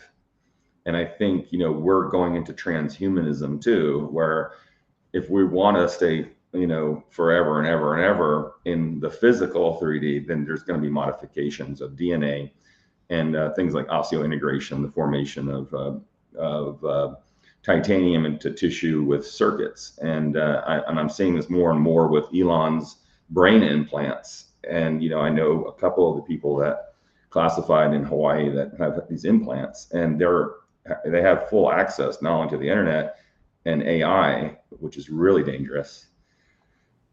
They have access to, communication with extraterrestrials a little bit easier than the normal person would. And I do see it going in that direction. But at the same time, for us to evolve into that next paradigm, it's the education factor of, talking about it out loud like we're doing right now. It's the most important thing, is for people to hear the vibration of our voices and exposing this, which is really important, and this, Brad, because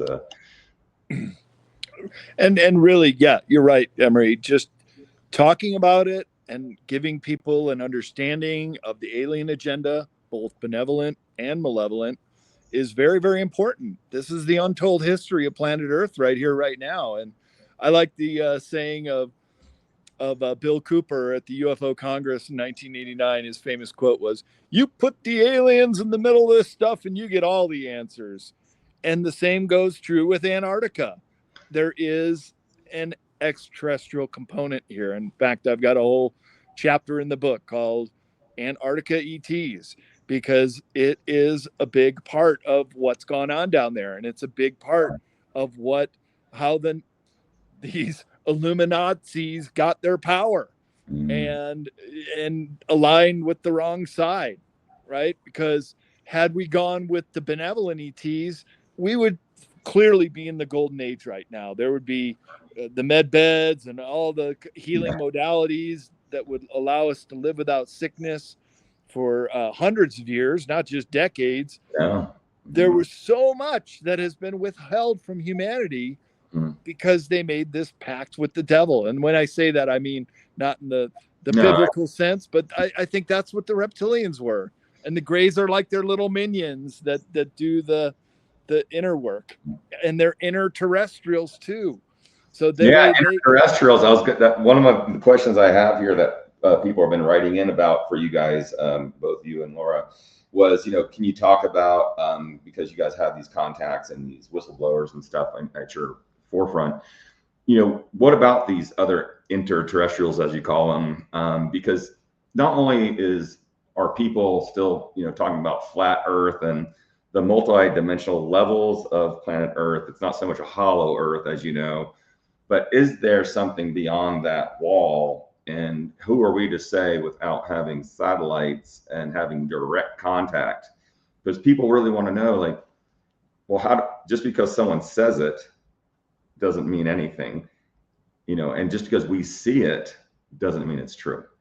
And, I get this a lot from a lot of my older scholars that, believe, half of, don't believe anything you hear and half of what you see. And now I change that, because you can now, just because you see it, and I've been part of the programs where, three-dimensional holographic imaging is palpable, and it's scary because you really believe, or people believe that. And that's why this whole fake alien invasion thing, I'm glad I hope that we did bypass that. And of course, the asteroid's not going to hit the planet yet, right? I don't even mind if it knows.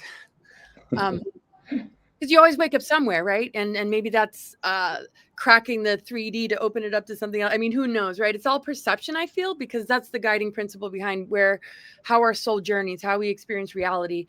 Is a programming feeding our body? If it is, it'll eventually, get sick, unless it's programmed to look for an outer solution that could further enslave us, which means we don't find our inner sovereignty. So that's what I meant more in the context of those kind of technologies. But we deserve the technologies that'll undo a lot of the damage that has been done, that has been not really our free will when you're targeting young children. I mean, it's gone too far, and there's a level of injustice and imbalance that is not connected to cosmic and natural law that deserves correction, but with soul participation, so that it's actually healthy for us. But to get back to your question, I think it's all perception. If somebody believes in flat Earth, I don't care, because I have to see it the same way, because what I see isn't necessarily truth. That's why I wrote the book Awakening the Truth Frequency, not for people to adopt my truth, but to have it ignite yours. And if the Earth is like flat in your eyes, great, it's multidimensional and kind of like cool, like whatever.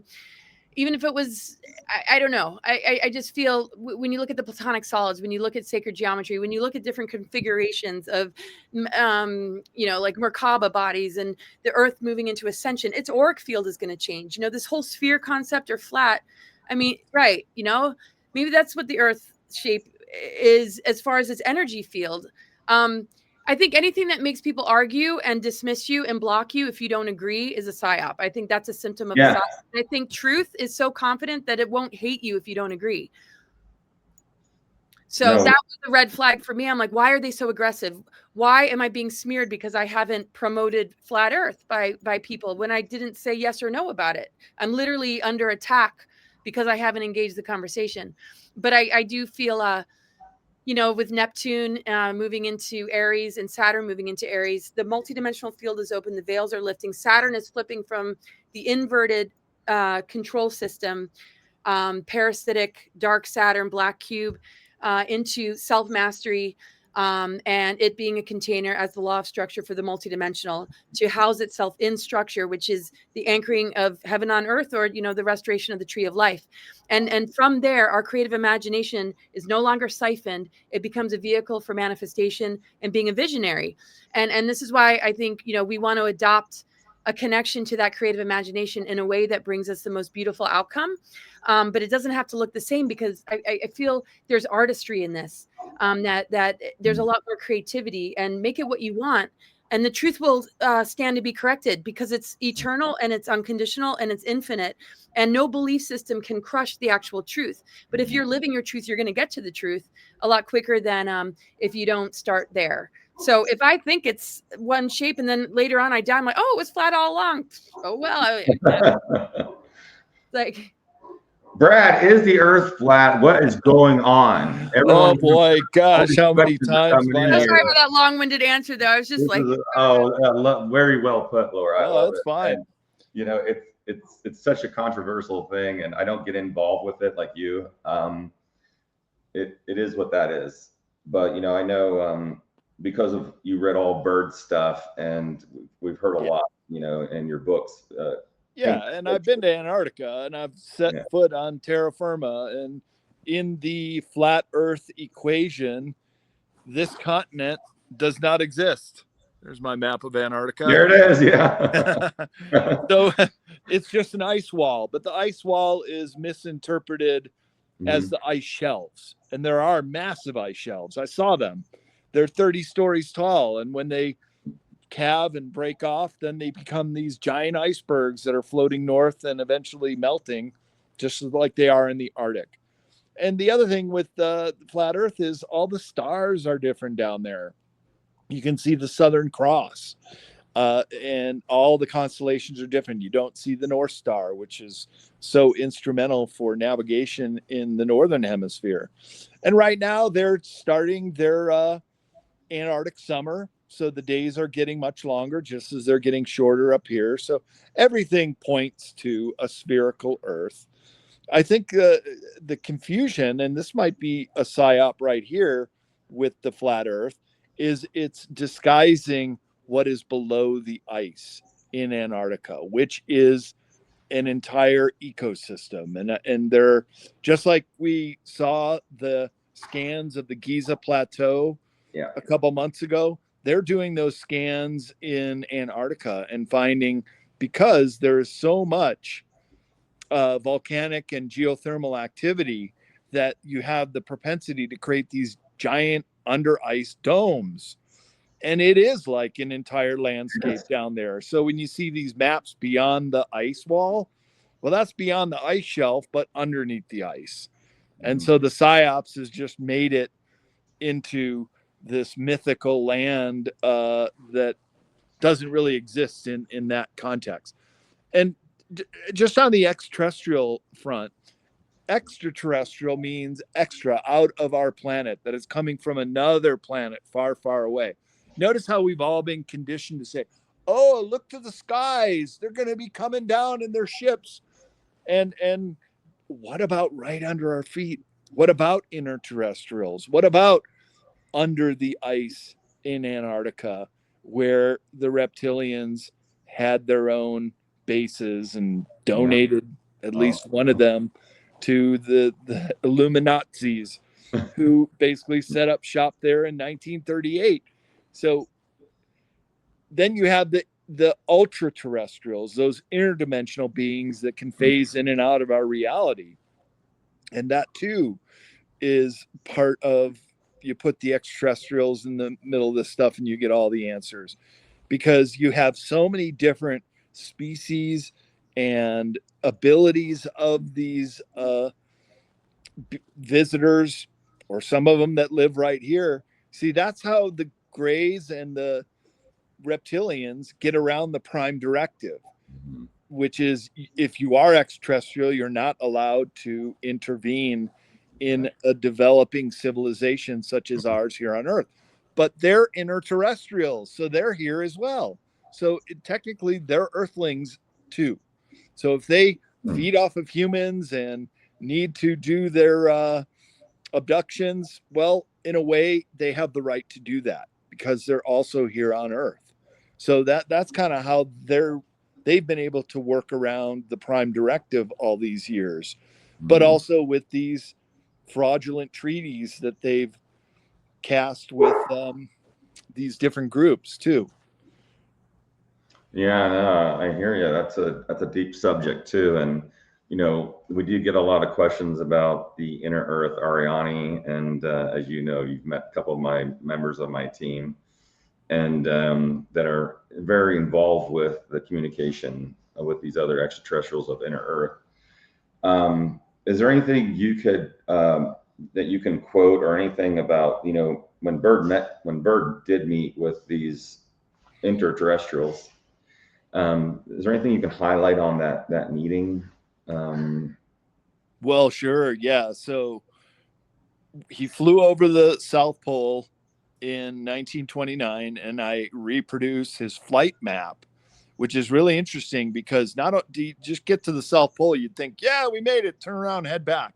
No, they went out of their way for over 100 miles in a triangular formation, exactly where the no-fly zone is, exactly where Russian intelligence said the hole in the ice is.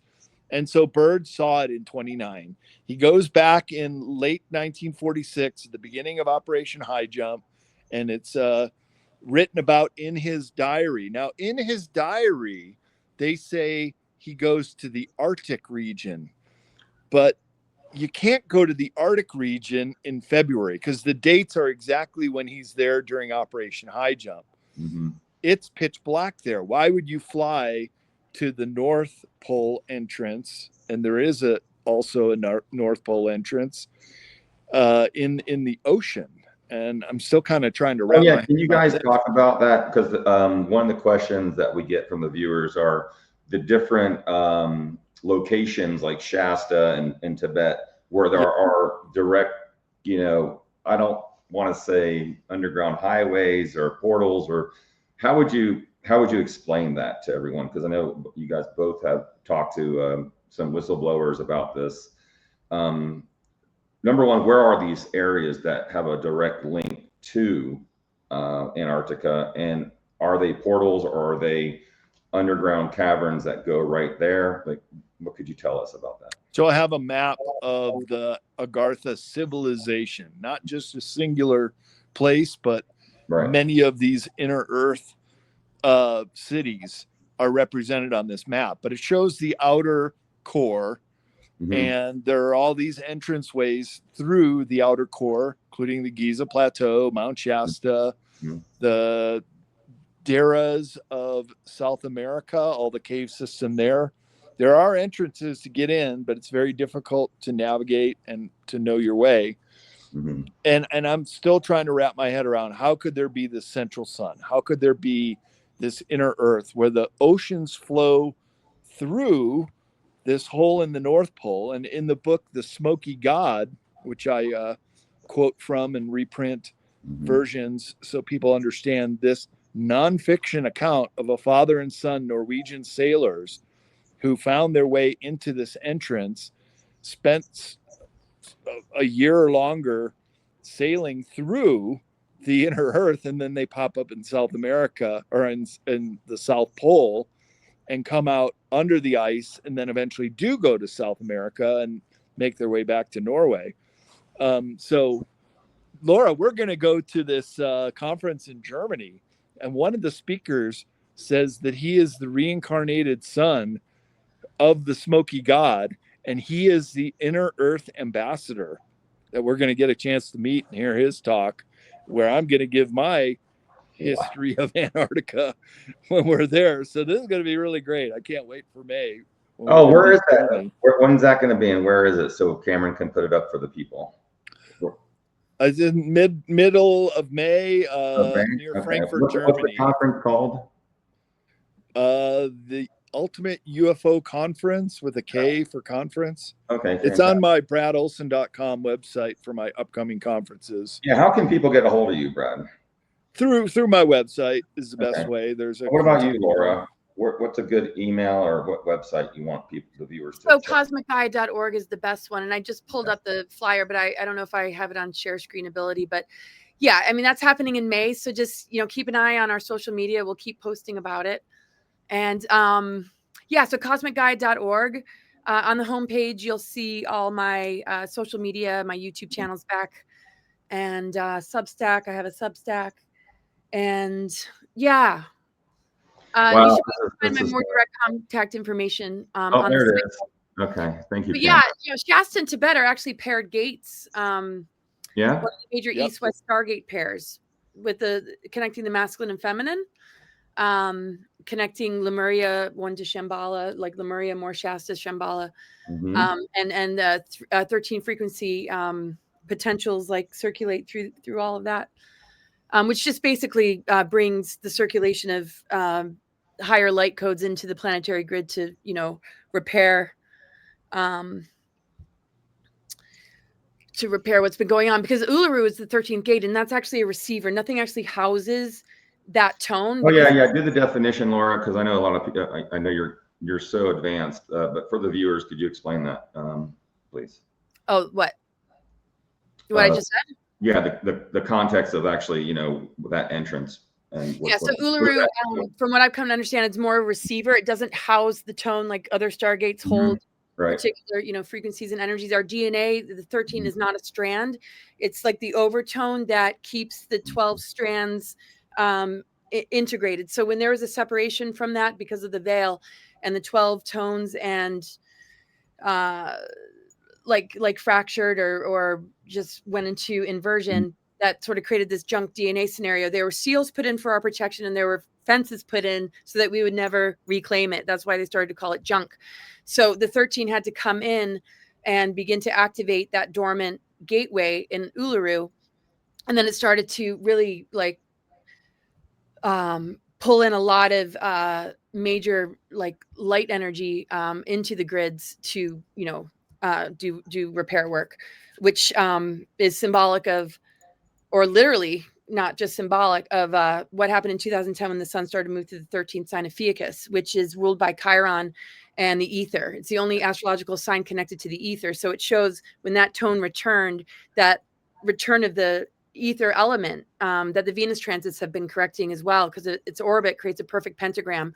And it's literally the Sophionic corrections that have turned the inversion of the downward pentagram that's symbolic in Satanism upright again. And that's when the mother energy was able to land. The receiver of Uluru began to receive that 13th current, and it began to travel through the ley lines and connect the masculine and feminine between these two, different points like Tibet and Shasta and other places, like the whole Michael Mary lines too, where the Albion and Cathar bodies were disconnected.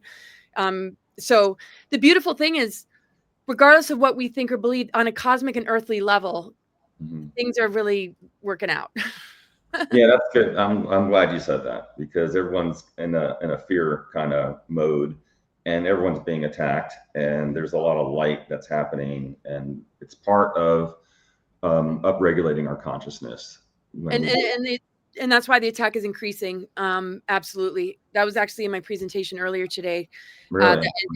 It's getting, It's that much unbelievable. worse, and it is. It's really, really, really severe. It's probably the worst I've ever experienced. It's the worst I've ever experienced in my life. I mean, this is, I've never seen this amount of energy put into shutting us up, I'll just say. Well, they're getting desperate. Each other, and it's been such an honor to be with you today, Emery. Thank you so much for inviting me. What were you going to say, Brad? Well, just the dark forces, they got their back to the walls, and we all know what happens when you get a dangerous animal cornered and injured. They lash back the hardest they ever could, because they're about to go down. And they're using people. Yeah. Oh, yeah. Right. You would expect you're just turning 360 degrees. There's all these videos calling me a satanic pedophile. I don't even want to talk about how ridiculous it's been. And, sometimes I have in the past let it, kind of hurt me, like how on earth. And then now I just see the humor in it. It's just so ridiculous. But it's just people that you wouldn't expect that I used to even, be friends with. Yeah, it's recalculous, we say in the military. It's recalculous, but you guys are superheroes in my book, and I love you guys so much. I love you. I want to open it up to some questions from the audience for Laura and Brad. Sure. I saw some things here for you guys, because we're wrapping it up here pretty quickly, and so if you guys, I know Cameron's putting the questions together here. One of the Caitlin Crabtree says, what are your thoughts on the polar shift? Well, pole shifts do happen all the time on Earth, and we kind of are due for one, but I don't think it's going to happen in our lifetime. Although fault lines and volcanoes are starting to act up around the world, I think we need to, and maybe this is the benevolent ETs that are keeping the Earth stable enough, because this is a very, very important time of ascension of the human race. It's never happened before on Earth, and it's actually a pretty rare occurrence. Rob Potter called us an planet, that we're one of only a few that have had the kind of circumstances that we're in now, that we've been mind fucked by the ETs for so long, and these malevolent ones that have held a iron grip on control and worked through the Illuminazis and their control of planet Earth, and all those are starting to fall away, and the white hats are winning this war. That we need to have the victory of the light, and maybe there will be a pole shift in the next century or two, but I don't think it's going to happen within our lifetimes. You're right. No, I agree with that as well. I was just kind of really upset with you guys because prior to, reincarnating here, we both agreed to go to the Aquafarian planet with all the mermaids and mermans. And we're supposed to have this beautiful life. Instead, you guys wanted me to come to planet Dirt. Oh my gosh. I just had a dream about swimming in the Aquafarian waters, and it said on the map that it was the Aquafarian waters, and I was swimming in it. So anyway, no, I think it was your idea. Let's go to the Aquafaria. Actually, the Aquafarians they were extinct for a while, and they started to come back. But I think this next lifetime we deserve like some changes. Wow. Yeah, and I mean, man, this has just been like so incredible. And I just to say about the question, I feel it's a realignment, consciousness realignment, a shift in collective awareness, a stabilization, a shift in the energetic grid. I'm not sensing a pole shift at all.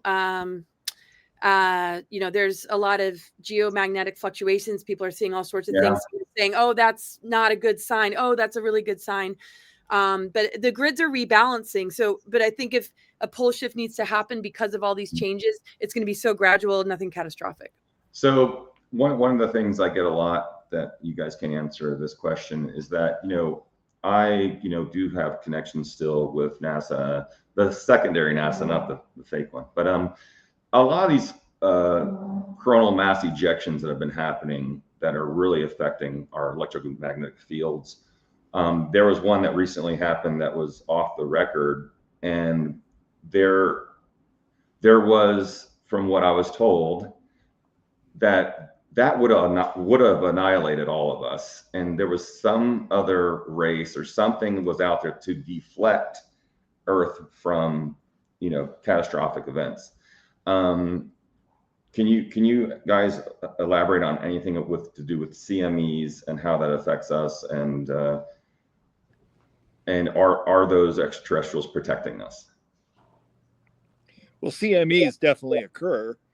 You had the Carrington event in the 19th century that knocked out all the telegraph wires. Of course, we're so far advanced now with satellites and not much. Don't give us that much credit, Brad. But to prevent them from hitting us, it is kind of a needle in a haystack. A direct hit is very rare because CMEs occur all the time. Yeah. But to prevent us from being plunged into darkness, even a technological darkness where all the phone line, internet connections all go dead for even a couple days, I think would be pretty catastrophic. So there are ways that we can be protected from a direct hit on a CME. Now, like we talked about in our last interview, that there's still, we still got this 3i Atlas lurking nearby. But I don't think. Okay, you said it. I wasn't gonna bring it up. Oh my God. Well, this whole hysteria. I don't think they're gonna do Project Bluebeam anymore. I don't think they got it in. I feel you, Emery. I am so over this whole 3i Atlas, and I love everyone for writing in. I have probably 1,000 emails a day on 3i Atlas. I'm not entertaining the psychosis. Oh yeah, no. Sorry, Brad. Are you? I just wanted. I'm good. You go, Laura. Oh no, I love what you just shared. I just wanted to just add to that. Yeah, I mean, everybody's got a different opinion. Some just sound like the expert, and maybe they are. And I mean, I just feel like we are part of everything, and we can put any meaning to anything. And just like with any planetary body, it's got different levels and octaves. There's the higher Mars, divine identity. There's the inverted version, which is warlike, aggressive, abuse. So yeah, I don't know. Does our perception mean that it makes something actually real? Not necessarily, but it certainly, I think, plays a part in, where our frequency is at first, starting from within. So the CMEs are no different. Coronal mass ejections, they can, because they increase and generate geometric storms and auroras and increase the range of the Earth's plasma fountain. The intense solar initiations that are currently happening, which are radiating plasma light, is rapidly progressing humanity's evolution, but it also can create digression and create the opposite for people. It's sort of like, when your system's not ready, when your nervous system's not ready for a huge transmission or upgrade, it can have the opposite effect. And those that are ready can integrate. and actually feel like an upgrade. That's why I think ETs are helping to buffer the intensity of all this, because it's too much for a lot of individuals to be able to integrate, and it could create such a massive impact that it would be really hard for people to know how to redirect their lives, because they've been so dependent on the system, because their system still needs a lot of detoxing and a lot of preparation to be able to really integrate the plasma light fields that this represents. Yeah, very well put. Well, in closing, I'll just say, is there anything, I'll start with you, Brad, anything you want to let your listeners know? We're going to make this public tomorrow. So the last one we did public got 15,000 hits in 24 hours, by the way. So nice. I'm really looking forward to getting this message out with you and Laura. Is there anything you would like to tell your listeners and viewers and your fan club there? Well, I've been getting a little intel that they're taking out the satellites that they would have needed to do the Project Bluebeam fake alien invasion. So I don't think that's going to happen. We might see a little bit of it. Maybe it'll glitch out or spectacularly fail. I think if they do try to pull it off, that would be pretty hilarious to see. But I think we're on the road to the golden age. I really do. We got a couple more speed bumps here. But it's looking like the arrests are taking place, and this Illuminati network is finally going down. And it's a beautiful moment for humanity to see that. And we're coming into this period of time where technology will be a tool and a benefit to humanity rather than turned against us and used as a weapon. Right. Yeah. So the new book is coming out. It is basically shipping from the printer right now. The only advanced copies will be available through CCC Publishing, which I'll have the first case is coming on Tuesday. And CCC Publishing is where you can see Laura's book, Awakening the Truth Frequency. So those books are available at cccpublishing.com. And if you want to check out my conference schedule and other projects that I'm working on, that's at bradolsen.com. Yay. Yay. How about you, Laura? What's some closing remarks that you can tell your great following? Well, I want to thank you so much for having us. It's such an honor. I just appreciate you so much and all that you do. And Brad, it's always great to be with you. And we are the most advanced technology, and there's no dark weaponry that has the power to override what we're beginning to remember and reveal. And life gives us exactly what we need in order to, awaken what's dormant, in order to really begin to tap into our greater abilities, and to look at those times and when they occur, as the perfect moment to see what's in you that is the override frequency, that is the higher technology, that goes beyond the mind control, that goes beyond the social engineering, that goes beyond all the trigger and trauma events that want to keep us in this loop in order to steal our energy and battery up something that's engineered, that is not organic, that is not true to who we are, how we're made, what we're seeded with, the codes that we carry, the true DNA template that is our divine birthright to recognize. And life gives us exactly what we need, but the matrix wants us to judge it, feel powerless, fight against the symptoms it causes, and think that there's something wrong all the time, when it's actually something that's in a process of alchemizing, transmuting, releasing, rising above. And, we're elemental beings. So sometimes we need to rain. Our eyes need to cry. We need to find a healthy outlet for anger and rage. We need to, regenerate the physical body by putting the right things, in our system, work with these sound healing technologies and frequency, and just recognize that we are absolutely connected to everything. And we can be a conduit of this ascension that is inevitable, that is already occurring, or we can continue to be receivers of inversion. But, if you find yourself caught in the trap, find that humor, find that release, and realize, oh my gosh, it's not the truth. And I would love to do a comedy show where we do our own fake alien invasion. Right? And I love it. Yes. We want to turn all this into humor, because they can't stand it when we laugh at all their attempts to try and derail us. True that. Yeah, I agree with that. I so many times on our inner circle of all of our colleagues, I love making jokes and fun of myself and everyone and doing quotes, but no one would get it except our listeners because of, you know, what we've all been through and being in the circuit. And there's so much funny things that happen behind the scenes. It'd be so fun to do. Have more. It's really cute. And so I think we should do a comedy world tour and enlighten everyone, because ETs are really funny and they have a really comic part of them that has made me feel so welcomed on this planet. And I think it's just fantastic, like you guys, you little hybrids. Oh my gosh. So anyway, I look forward to doing more. Oh my gosh. Check this out. This is my new device. It's coming out. Nice. I'll explain it later, but it's all about frequency. You guys can register at emerysmith.co. If you like more of these, shows and stuff, you can watch my show on Cosmic Disclosure on Gaia TV, the #1 show, 10 years in a row. And it's, beautiful people. Laura's been on, you guys have been all on Gaia TV. I haven't really, no. No, you haven't? I thought you, no, really? Well, that's tragic. Oh, well. I don't think that I'll have to put a letter in for that one. I would love to have you on. I think they don't like me, but I don't know. Yeah, I mean, I think there was just a lot of drama going on for a period, but it is. Yeah, it's the drama that you and I got involved with, and it was horrible. Without really wanting to, just guilty by association. Exactly. And we have nothing to do with that. But we're not gonna get into that. It's just there is a lot behind the scenes where people don't really realize that we are getting attacked on different levels, and we just hold everyone in the highest light. And we really, I'm just reading some of these comments here, but thank you guys so much. I want to thank Cameron Clapp, Commander Salamander, for putting this together.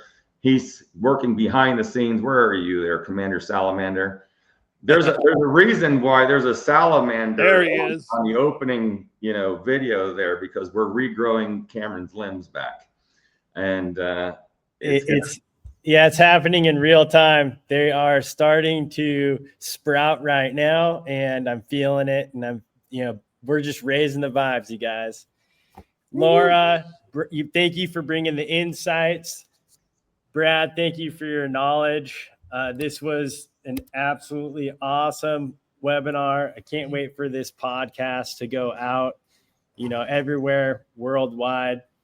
This has been an awesome time. Just all the listeners.